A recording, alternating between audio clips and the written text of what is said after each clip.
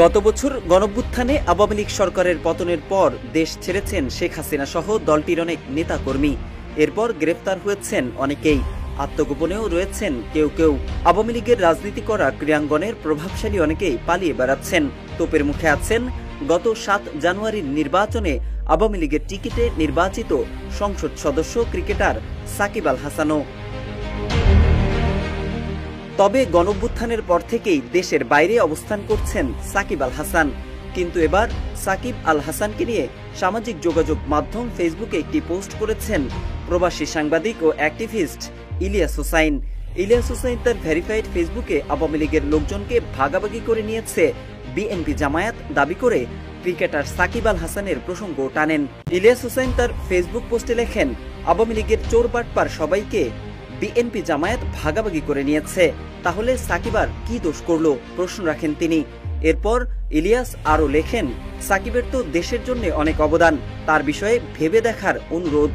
প্রশ্ন আসছে, ইলিয়াস হোসাইন এই মন্তব্যের মাধ্যমে কি সাকিব আল হাসানের প্রতি নমনীয় হওয়ার ইঙ্গিত দিয়েছেন? তবে কি দেশে আসছেন লিজেন্ডারি ক্রিকেটার সাকিব আল হাসান?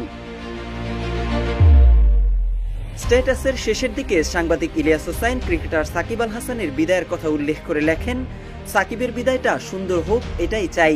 পাশাপাশি ইলিয়াস হোসাইন সাকিবের পরিবার বিএনপি পন্থী উল্লেখ করে লেখেন, আরেকটা বিষয় বলে রাখি, সাকিবের পুরো পরিবার কিন্তু বিএনপি পন্থী।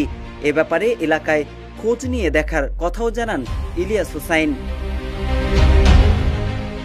বাংলাদেশ যখন বৈষম্য বিরোধী আন্দোলনে উত্তাল সময় পার করছিল, সাকিব আল হাসান ব্যস্ত ছিলেন ফ্র্যাঞ্চাইজি ক্রিকেট নিয়ে। আওয়ামী লীগের মনোনয়নে এমপি নির্বাচিত হওয়া সাকিব আন্দোলনের পুরোটা সময় ছিলেন নীরব। ছাত্রদের আন্দোলনে সরকারের অতিরিক্ত বল প্রয়োগে অসংখ্য প্রাণহানি সত্ত্বেও টু শব্দ করেননি তিনি। সমাজের সকল শ্রেণীর মানুষ তো বটেই, সাকিবের জাতীয় দলের অনেক সতীর্থ এই আন্দোলনে সমর্থন জানিয়েছিলেন। এদিকে বিশ্বসেরা অলরাউন্ডার সাকিব আল হাসান আওয়ামী লীগ সরকারের পতনের 2 মাস পর বৈষম্য বিরোধী ছাত্র আন্দোলন নিয়ে নিজের অবস্থান এবং রাজনীতিতে আসার বিষয়টিও পরিষ্কার করেছিলেন।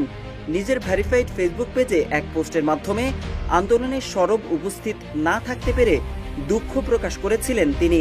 পোস্টে সাকিব বিদায় বেলায় যেন সবাই তার পাশে থাকেন সেই আকুতিও জানিয়েছিলেন।